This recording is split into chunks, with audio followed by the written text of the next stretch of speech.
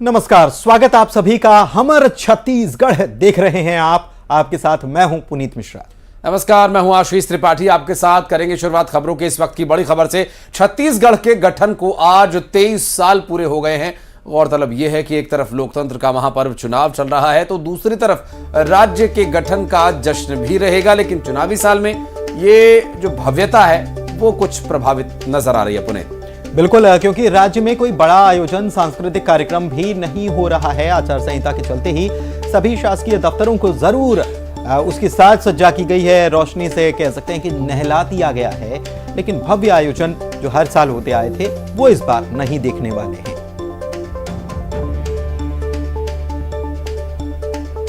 तो छत्तीसगढ़ हमारा 23 साल का युवा प्रदेश छत्तीसगढ़ आज हो चुका है।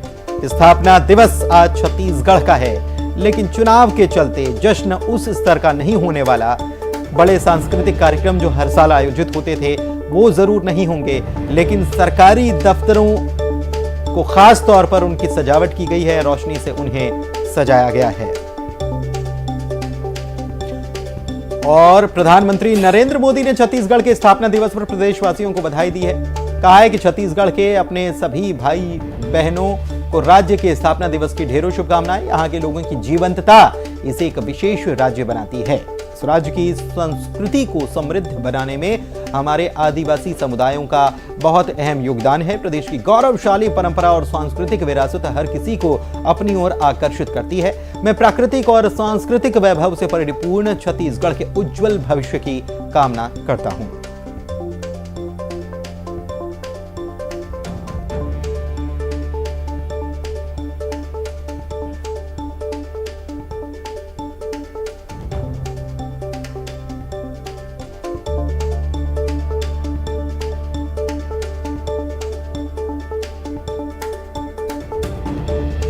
और इसके साथ ही गृहमंत्री अमित शाह ने भी पोस्ट किया, लिखा, समृद्ध संस्कृति और खनिज संपदा से परिपूर्ण छत्तीसगढ़ प्रदेश के स्थापना दिवस की सभी प्रदेशवासियों को हार्दिक शुभकामनाएं। छत्तीसगढ़ की कला व जनजातीय संस्कृति पूरे भारत का गौरव है।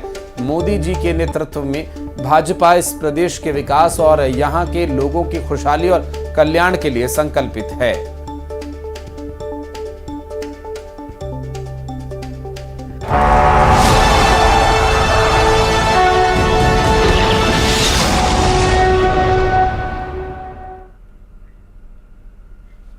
और चलिए बढ़ते हैं आगे। बात हम कर रहे थे छत्तीसगढ़ के स्थापना दिवस की, तो महासंग्राम तो है ही, और महासंग्राम में कौन कौन दिग्गज मैदान में उतरे हुए हैं इसकी बात करेंगे। लेकिन मुख्यमंत्री भूपेश बघेल ने भी छत्तीसगढ़ के स्थापना दिवस पर बधाई दी, ये भी हम आपको बता दें। और राहुल गांधी ने भी कुछ ट्वीट किया, क्या किया है जी उनका। और चुनाव से जुड़ी हुई खबरों पर लगातार हम नजर डाल रहे हैं और आपको बताते चलें कि छत्तीसगढ़ में भी विधानसभा के चुनाव हैं और ऐसे में छत्तीसगढ़ जीतने के लिए बीजेपी ने अपना सबसे बड़ा दांव चल दिया है। पार्टी के सबसे बड़े चेहरों के चुनाव प्रचार की तारीखों का ऐलान हो चुका है, जिसमें पीएम मोदी, गृह मंत्री अमित शाह, रक्षा मंत्री राजनाथ सिंह, यूपी के सीएम योगी आदित्यनाथ अब छत्तीसगढ़ के चुनाव प्रचार की कमान संभालने वाले हैं। प्रधानमंत्री मोदी 2 नवंबर को कांकेर और 4 नवंबर को दुर्ग में चुनावी रैली करेंगे, जबकि 14 नवंबर को मोदी रायपुर में रोड शो करेंगे। अमित शाह सारंगढ़, पलारी और आरंग में चुनावी सभा और रैली करने वाले हैं। वहीं योगी आदित्यनाथ 4 और 5 नवंबर को अलग अलग विधानसभाओं का दौरा करेंगे। 3 नवंबर को राजनाथ सिंह छिंदगढ़ में चुनावी जनसभा करने वाले हैं।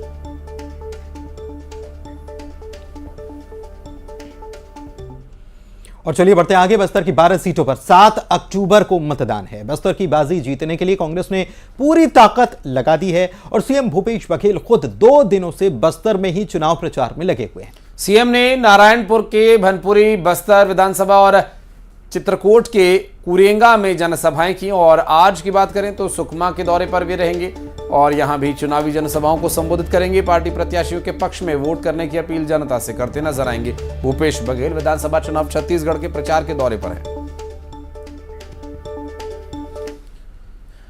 और बढ़ते आगे, छत्तीसगढ़ का संग्राम, जहां मल्लिकार्जुन खड़गे आज इस संग्राम में हिस्सा लेने जगदलपुर पहुंचे हैं। सीएम भूपेश बघेल ने उनका स्वागत किया।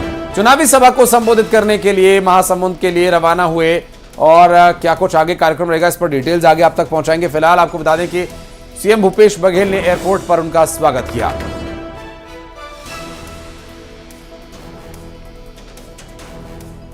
तो जगदलपुर की ये तस्वीरें आपको दिखा रहे हैं जहां पर तमाम कांग्रेस के नेता यहां पर मौजूद थे स्वागत करने के लिए मल्लिकार्जुन खड़गे का, जिसमें कुमारी शैलजा भी यहां पर मौजूद हैं, दीपक बैज भी यहां पर मौजूद हैं, प्रदेश अध्यक्ष मुख्यमंत्री भूपेश बघेल भी यहां पर उनका स्वागत करने के लिए पहुंचे थे। और इसके बाद वे रवाना होने वाले हैं महासमुंद के लिए। यहाँ पर ये चुनावी सभा को संबोधित करने वाले हैं और अपनी पार्टी के पक्ष में माहौल बनाने का काम मल्लिकार्जुन खड़गे और उनके कांग्रेस पार्टी के तमाम दिग्गज जो हैं वो करने वाले हैं, क्योंकि पहला चरण 7 तारीख को होना है और 7 तारीख को 20 सीटों पर वोटिंग होनी है। कुल 90 छत्तीसगढ़ की सीटें हैं और दूसरे चरण में 70 सीटें हैं, लेकिन पहला चरण बस्तर का है जिसकी 12 सीटें भी हैं और बस्तर की 12 सीटें। बस्तर के बारे में कहा जाता है कि सत्ता की कुंजी या सत्ता की चाबी जो है यहीं से निकलती है। ऐसे में बहुत ज़रूरी है हर दल के लिए बस्तर को साधना। बीजेपी और कांग्रेस 2 प्रमुख दल हैं छत्तीसगढ़ में और कांग्रेस की तरफ से ताकत पूरी झोंकी जा रही है। भूपेश बघेल जो है वो खुद 2 दिनों से कह सकते हैं कि बस्तर में कैंप कर रहे हैं और अब मल्लिकार्जुन खड़गे भी यहाँ पर पहुँच चुके हैं पार्टी के पक्ष में प्रचार करने के लिए, चुनावी सभाएं और रैलियाँ करने वाले हैं। ममता लांजेवार हमारी संवाददाता इस वक्त हमारे साथ लाइव जुड़ी हुई हैं, सीधे उन्हीं के पास चलते हैं और कार्यक्रम जानते हैं मल्लिकार्जुन खड़गे का। ममता,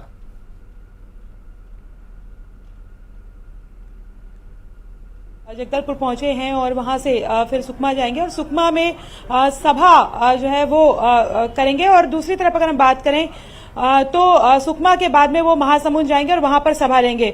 बस्तर की जो सीटें हैं वो कांग्रेस के लिए इस बार और भी ज्यादा महत्वपूर्ण इसलिए है क्योंकि पिछली बार कांग्रेस के पास बस्तर की सारी सीटें थी और चूंकि आप सरकार में होते हैं तो आपकी चुनौतियां बढ़ जाती हैं और इन चुनौतियों के साथ ही ये भी हो जाता है कि वोटर्स जो है उनकी एक्सपेक्टेशन भी बढ़ जाती है। तो ऐसे में कहीं न कहीं पूरी ताकत जो है वो कांग्रेस वहां पर झोंक रही है, लेकिन बीजेपी ने भी वहां पर ताकत झोंकी हुई थी। मल्लिकार्जुन खड़गे जो है वो यहाँ पर भी आएंगे। जिस तरह से एक पूरी रणनीति बनी हुई है कि कांग्रेस जो है वो लगातार जो गारंटी दे रही है उसको लेकर वो बात कर रही है, हर जगह पर गारंटियों पे बात कर रही है। जो अलग अलग गारंटियां उसको लेकर, चाहे KG to PG free education की बात की जाए या अभी जो कहा है कि सिलेंडर को लेकर महिलाओं के खाते में, घरेलू सिलेंडर बनाने पर महिलाओं के खाते पे 500 रुपए जाएंगे। दूसरी तरफ अगर हम बात करें तो जो मुख्यमंत्री आवास योजना के तहत करीबन 17 लाख परिवारों को आवास मुहैया कराए जाएंगे। इस तरह की तमाम चीजें हैं वो लगातार अलग अलग सभाओं में मल्लिकार्जुन खड़गे कह रहे हैं। दूसरी तरफ अगर बात करें तो ध्रुवीकरण का मसला भी जो है वो कांग्रेस पार्टी लगातार उठा रही है और कांग्रेस का कहना है कि बीजेपी के पास अपने कोई मुद्दे नहीं है, वो लगातार ध्रुवीकरण की बात कर रही है। तो मल्लिकार्जुन खड़गे भी जहां पर जाते हैं वो इसी बात को लेकर कहते हैं कि बीजेपी के पास कोई मुद्दा नहीं है और सांप्रदायिकता ही एकमात्र मुद्दा है, लेकिन हम विकास के मुद्दों को लेकर जाएंगे। तो ये मल्लिकार्जुन की खड़गे की सभा है और चूंकि 7 तारीख को मतदान होगा बस्तर में और उसके बाद में दूसरे चरण का मतदान जो है वो 17 तारीख को होगा। तो इन सीटों को लेकर, खासतौर पर तैयारियों को लेकर मल्लिकार्जुन खड़गे पहुंचे हैं। जी चलिए, बहुत शुक्रिया आपका इस जानकारी के लिए। और बढ़ते आगे और अब बात करेंगे उत्तराखंड के मंत्री सतपाल महाराज का रायपुर दौरा और छत्तीसगढ़ सरकार पर लगाए गए भ्रष्टाचार के आरोप के अभी पलटवार होने बाकी। हालांकि पीएम आवास योजना से 16 लाख लोगों को आवास से वंचित रखा गया आरोप उन्होंने लगाए और कहा कि प्रलोभन देकर यहां बड़े पैमाने पर धर्मांतरण हो रहा है, विकास के लिए बीजेपी है जरूरी। सतपाल महाराज पहुंचे थे रायपुर और रायपुर के दौरे पर आए हुए हैं। उत्तराखंड की सरकार में मंत्री हैं सतपाल महाराज और छत्तीसगढ़ सरकार पर भ्रष्टाचार के आरोप लगा रहे हैं। 500 करोड़ का गोठान गौओं का जो बाड़ा होता है उसका घोटाला है, 1300 करोड़ का पब्लिक डिस्ट्रीब्यूशन सर्विसेज में फूड सिविल सप्लाई का 600 करोड़ का घोटाला है, प्रधानमंत्री गरीब कल्याण अन्न योजना में भ्रष्टाचार है, रेत माफियाओं को बढ़ावा मिला है, ट्रांसफर पोस्टिंग में घोटाला हुआ है, हर घर नल योजना जो बहुत कल्याणकारी योजना है पूरे देश ने जिसको अप्रिशिएट किया है, हमारे पहाड़ों में जो लोग जिसकी प्रतीक्षा कर रहे हैं कि पहाड़ों में हमारे घर घर पानी आएगा, उसमें हजारों का घोटाला है।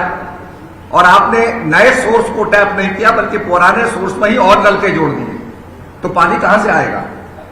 प्रधानमंत्री आवास योजना के तहत 16 लाख लोगों को वंचित रखा गया, एक छत से वंचित रखा गया। इस प्रकार की प्रधानमंत्री आवास योजना के तहत जो 16 लाख लोगों को मिलना था वो चलिए बढ़ते हैं आगे। बस्तर में 7 नवंबर को मतदान है। प्रत्याशी आखिरी वक्त में पूरी ताकत झोंकते रहे। सभी दलों के बड़े नेता लगातार बस्तर पहुंच रहे हैं।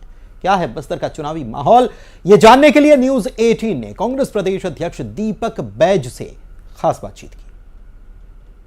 बस्तर में पहले फेज में चुनाव होने हैं और 7 तारीख को चुनाव को लेकर सभी प्रत्याशी ताबड़तोड़ चुनाव प्रचार कर रहे हैं और बस्तर की एक बड़ी जिम्मेदारी कांग्रेस के प्रदेश अध्यक्ष दीपक बैज के पास है।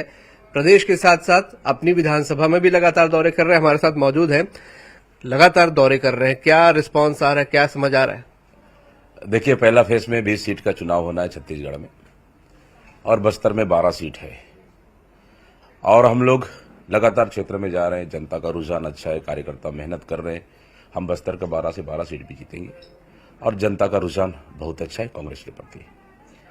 अब 12 के 12 के दावा आप कर रहे हैं, कई जगह प्रत्याशी भी चेंज करने की नौबत आई।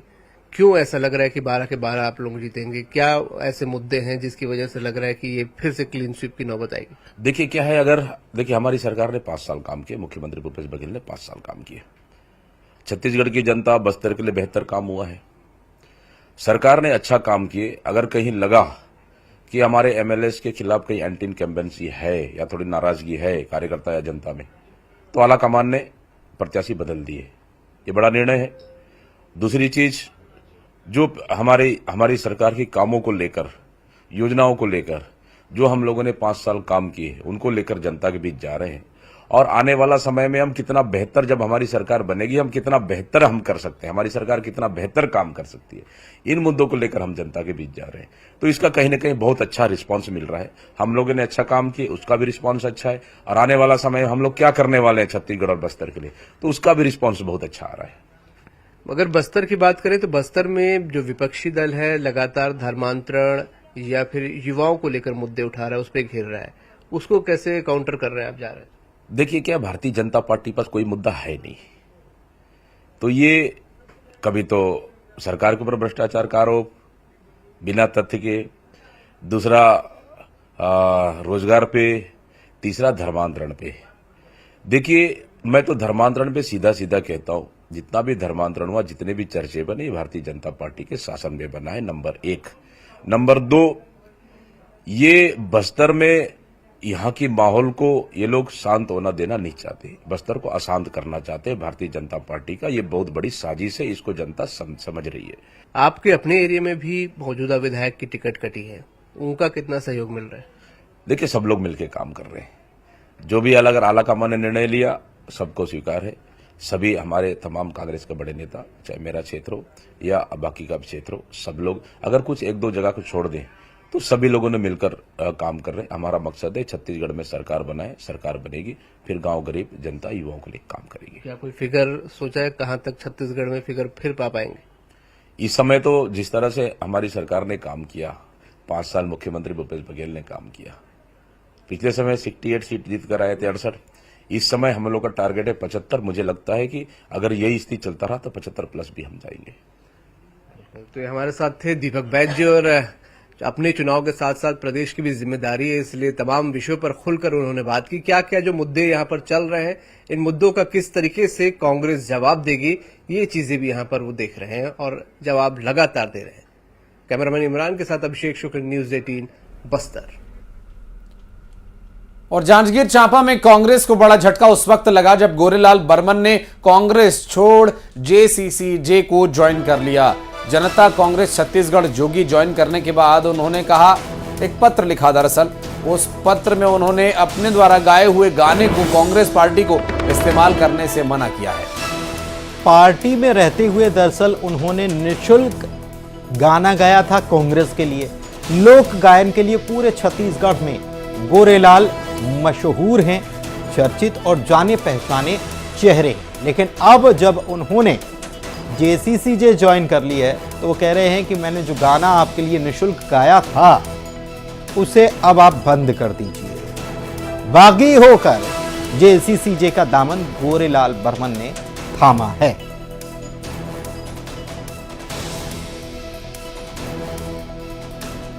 20 साल मैंने समय दिया कांग्रेस को, मैंने अपना गीत संगीत सारा चीज मैंने समर्पित किया। आज मैं कांग्रेस में नहीं हूँ, तो कांग्रेस के नेता और कांग्रेस के मेरे दोस्तों से मैं ये निवेदन करता हूँ आपके माध्यम से कि अब गोरेलाल बर्मन का गीत संगीत को बजाना बंद करें। अपने दम में आप वोट मांगिए, आप में तो बड़ी ताकत है ना, अपने दम में टिकट मांगिए। चलिए बढ़ते हैं आगे। पेंड्रा के मरवाही विधानसभा में प्रशासन ने बीजेपी की प्रचार सामग्री को जब्त कर लिया है। कार से चुनावी झंडे, बैनर, पोस्टर जब्त किए गए हैं। बताया ये जा रहा है कि यह प्रचार सामग्री प्रत्याशी प्रणव मरपच्ची की थी। बिना अनुमति के वाहन का इस्तेमाल किया जा रहा था और इसके बाद ये कार्रवाई की गई। तस्वीरों में आप देख सकते हैं ये वही एसयूवी वाहन है जिसमें देखिए भारतीय जनता पार्टी के प्रचार के लिए इस्तेमाल किए जाने वाले झंडे और झंडियां इसमें रखे हुए हैं, पोस्टर बैनर्स इसमें भरे हुए थे और इस पूरे मामले पर कार्रवाई करते हुए प्रशासन ने इसे जब्त कर लिया है। और आरोप है कि इस पूरे मामले में अनुमति से बाहर जाकर बिना अनुमति के वाहन का इस्तेमाल किया जा रहा था। दरअसल चुनाव में जो भी प्रत्याशी उतरते हैं उन्हें हर एक चीज की जानकारी चुनाव आयोग को मुहैया करानी होती है और ऐसा नहीं किया गया। इस वाहन का उसमें कहीं जिक्र नहीं था, इसलिए सामग्री जब्त की गई।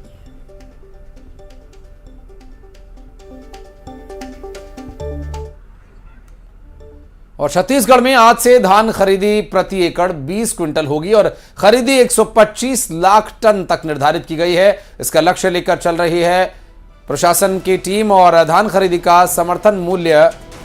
निर्धारित समर्थन मूल्य है 2,183 रुपए और ग्रेड ए धान के लिए 2,203 रुपए प्रति क्विंटल मूल्य निर्धारित किया गया। तो छत्तीसगढ़ में आज से धान खरीदी की शुरुआत हो चुकी है। हर बार तो जब धान खरीदी होती है तो खूब हो हल्ला होता है, लेकिन इस बार चुनाव है, चूंकि बिल्कुल शांति से ये धान खरीदी की शुरुआत आज से हो चुकी है। समर्थन मूल्य भी निर्धारित है। बोला जा रहा है किसान हमारे बीच मौजूद हैं, यहाँ पर पूजा अर्चना की गई, उसके बाद धान खरीदी की शुरुआत की गई। बड़ी संख्या में यहाँ किसान आ रहे हैं और अपने धान को खरीद रहे हैं। किसान एक तरीके से उत्साहित नजर आ रहे हैं। हम यहाँ धान खरीदी केंद्र के अधिकारी से बात करते हैं। आज से धान खरीदी की प्रक्रिया शुरू हो रही है, किस तरीके से प्रक्रिया है थोड़ा सा समझाइए। धान खरीदी की प्रथम प्रक्रिया है, जो पंजीकृत कृषक है वो अपना उपज साफ सफाई करके टोकन के लिए यहाँ समिति में सैंपल धान ला के जाँच करने को अपना टोकन दिया जाता है। तत्पश्चात जिस दिवस के लिए टोकन जारी हुआ रहता है उस टोकन के माध्यम से धान खरीदी होना है। इस बार सबसे नए में ये था कि बायोमेट्रिक प्रणाली से धान खरीदी होना था। चूंकि अभी बायोमेट्रिक जो उपकरण है वो मार्कफेड के द्वारा सप्लाई होना था, कुछ कारणों से अभी पूर्ण समितियों में सप्लाई नहीं हो पाया है, जिस कारण से अभी आगामी कुछ दिवस के लिए जो पिछले वर्ष जो टोकन के माध्यम से धान खरीदी होता रहा है। सरकार जो धान को लेकर घोषणा कर रही है उसको लेकर क्या मानते हैं, क्या व्यू है आपका? हमारा तो जो सरकार है उसी को मानते हैं। मतलब सरकार किसानों के लिए अच्छे फैसले कर रही है। पहले और अब में क्या फर्क पाते हैं? अभी ना जो खरीदी कर रहा था ना वो बहुत अच्छा है। ये अभी नियम जो कानून है तो बहुत अच्छा है। पहले किसानों को भटकना पड़ रहा था, लेकिन अब कहीं ना कहीं किसान खुश नजर आते हैं। उनका कहना है कि सही मूल्य मिल रहा है और कर्ज माफी को लेकर भी जिस तरीके से चुनावी दावे किए जा रहे हैं उसमें भी एक आस जगी हुई है। कैमरामैन राजेंद्र सिंह के साथ आकाश शुक्ला, न्यूज 18 रायपुर। और अब देखते हैं इलेक्शन टॉप 20। बीजेपी के राष्ट्रीय प्रवक्ता सुधांशु त्रिवेदी का बेलतरा दौरा हुआ रद्द। निजी कारणों के चलते रद्द किया गया दौरा। बेलतरा में आयोजित कार्यकर्ता सम्मेलन में होने वाले थे शामिल। बस्तर में सभी दलों के बड़े नेता झोंक रहे ताकत। कांग्रेस अध्यक्ष दीपक बैज ने कहा, हम बस्तर की सभी 12 सीटें जीतेंगे। जहां एंटी इनकम्बेंसी वहां बदल दिए गए प्रत्याशी। नेताओं पर चढ़ा चुनावी खुमार। चुनाव प्रसार के दौरान तुलसी सिलावट और शंकर लालवानी भजन पर झूमे। जीतू पटवारी दिखे मैराथन दौड़ कराते। सीएम भूपेश बघेल के बस्तर दौरे का दूसरा दिन आज कई सभाओं को करेंगे संबोधित। कांग्रेस के पक्ष में करेंगे वोट की अपील। पहले चरण के लिए होना है मतदान। कांग्रेस अध्यक्ष मल्लिकार्जुन खड़गे पहुंचे जगदलपुर, सुकमा और महासमुंद में सभाओं को करेंगे संबोधित। कांग्रेस के लिए करेंगे वोट की अपील। छत्तीसगढ़ के मैदान में बीजेपी ने उतारे दिग्गज। पीएम मोदी, अमित शाह, राजनाथ सिंह, योगी आदित्यनाथ करेंगे प्रचार। कार्यकर्ताओं में भरेंगे जोश। छत्तीसगढ़ के सियासी संग्राम में फोन हैक होने की खबर से मचा बवाल। टीएस सिंहदेव ने फोन हैक होने की कही बात, हैक का स्क्रीनशॉट सोशल मीडिया पर किया शेयर। जांजगीर चांपा में कांग्रेस को लगा झटका, गोरेलाल बर्मन ने छोड़ा कांग्रेस का हाथ, बागी होकर जेसीसीजे ज्वाइन की, कांग्रेस के लिए गाए हुए गाने को बंद किए जाने की मांग की। केंद्रीय मंत्री मनसुख मंडाविया का आज छत्तीसगढ़ दौरा, बीजेपी मुख्यालय में नेताओं के साथ करेंगे बैठक, प्रधानमंत्री की सभा को लेकर होगी बात। पेंड्रा में बीजेपी की प्रचार सामग्री जब्त, गाड़ी से ले जाए जा रहे थे झंडे, पोस्टर्स, बैनर्स, बिना अनुमति के हो रहा था वाहन का इस्तेमाल, एफएसटी ने की कार्रवाई। और इसी के साथ इस बुलेटिन में फिलहाल इतना ही, खबरों का सिलसिला जारी है, जल्द लौटते हैं।